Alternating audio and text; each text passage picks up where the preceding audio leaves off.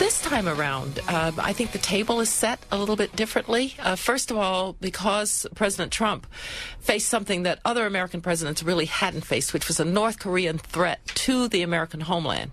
He was much tougher about what we might do, including people really believed him when he said we might use military force on the Korean Peninsula. That got the attention of the Chinese, who I think have been tougher. So a legitimate battle plan, also having a multi-stage rocket that could hit the U.S. Let the Chinese know that we're serious about taking some military action and maybe help get us to the table. We'll find out what Gordon Chang thinks. He's a Daily Beast columnist. He blogged for World Affairs Journal and author of The Coming Collapse of China and Nuclear Showdown. He also has because North Korea takes on the world. So, Gordon, you're uniquely qualified. Are we in a place we've never been before? Oh, well, certainly, Brian. And the reason is because, as Condoleezza Rice just explained, I think the Chinese and the North Koreans, and the South Koreans for that matter, were concerned that President Trump would strike North Korean facilities. But it's also because of President Trump's sanctions, unilateral sanctions, and also tightened UN sanctions, which the U.S. sponsored. So for those two reasons, I think the North Koreans decided that, yes, they had to come to terms with the United States. That's a good thing. And by the way, I think Condoleezza Rice is actually making the Bush record appear a little bit better than it actually was with regard to North Korea. Trump actually is not just better because he's later in the game and sees the threat. I think because Trump has a better vision of the world. Well, a couple of things. Here's one more cut from her. I think she talked about the table is set differently. Cut 18. Basically, what the Trump administration said, and I think it worked, was your choice is no longer a nuclear North Korea or doing things that might be tough and collapse the regime. That's the way the Chinese had always thought about it. And frankly, they preferred a nuclear North Korea to collapsing the regime. He said your choice is between doing what you have to do to stop this nuclear program or war on the peninsula. And that was a different calculation for the Chinese. Do you agree with that because it was a legitimate threat? Yes, it certainly was. You know, you have what many people consider to be Asia's leading Korea analyst, Andrei Lonkov, saying very explicitly in a couple weeks ago that the reason why Chinese policies dramatically changed toward the end of last year was because they believed that President Trump was willing to go to war.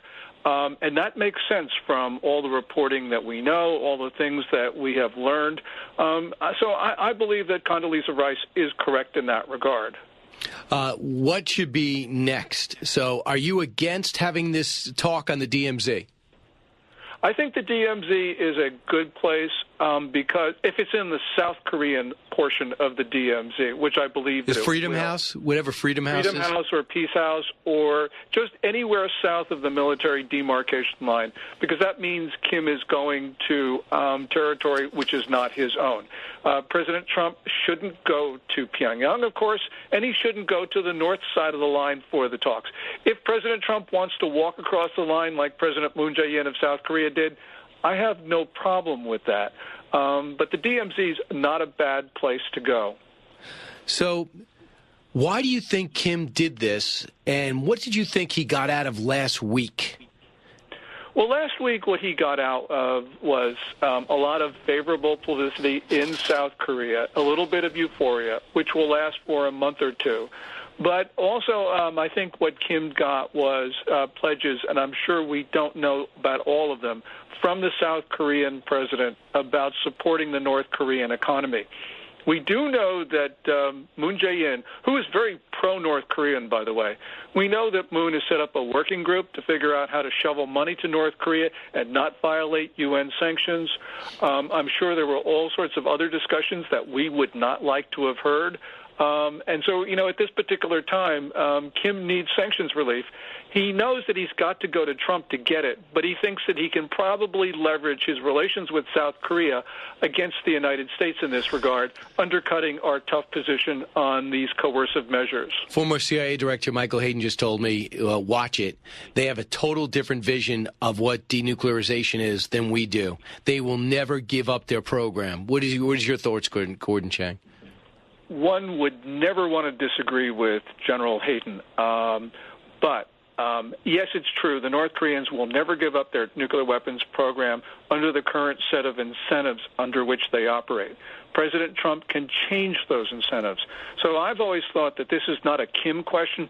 This is a Trump question. Whether President Trump is willing to use all the elements of American power to get the North Koreans to disarm. If he is, we will see Kim disarm. If he isn't, then General Hayden is certainly correct, because under those current conditions, the North Koreans don't feel that they have to. And so do you expect this to happen in 2 to 3 weeks, and you have no reason to resist doing it in Korea? Yeah, I don't know when it will occur. I know the reporting says late May, early June, and that's not impossible. But, that I just don't know. But I think the important thing is, South Korea is a good place. I prefer, I would actually have preferred that President Trump not repeat what President Moon did, because it shows a little bit of unoriginality. I would have insisted on a place like Mongolia, which we need to support anyway for reasons unrelated to North Korea. But, as long as it's not in North Korea and as long as it's not in China, any good. place pretty much good with me. Gordon Chang, thanks. Your call's next, 1-866-408-7669. A talk show that's real. This is the Brian Kilmeade Show. Derek, listening on West Bridgewater, Massachusetts. Derek. Hey, Brian. President Trump clearly recognizes that the greatest threat to the world isn't global warming. It's the proliferation of nuclear weapons. And countries and rogue nations like Iran and North Korea, they're using their nuclear energy programs to enrich uranium, not for their nuclear power programs, but for their nuclear weapon programs. And you have Saudi Arabia and a lot of Africa is all going to be moving towards nuclear power plants. The main problem we have is the enrichment of uranium. There is a solution to this, and I'm hoping that President Trump is aware that he does have something right in the NRC that's going through the Nuclear Regulatory Commission right now. It's an American company called Lightbridge that's developed a nuclear fuel that has 3 real positive points to it. Number one, it cannot be used to make nuclear weapons. This fuel is not possible of making a nuclear weapon. Number two, it puts out 60% more power. It runs for 60% longer, or you can pump it up and run it at 130%. So it lowers our electric rates, helps with the global warming issue, and on top of that, it cannot melt down like Chernobyl and Fukushima. This is like a magic bullet to go against these rogue nations. We can't have 50 different countries all over the world enriching uranium. This is just not a safe situation for humanity. And by the way, North Korea can do it themselves. So they're enriching on their own. So that's one thing. If they denuclearize, they could always get back in there. It's not like they're going to throw out the blueprints. Thanks, Derek. I actually never heard of that technology. I really appreciate the research you guys did.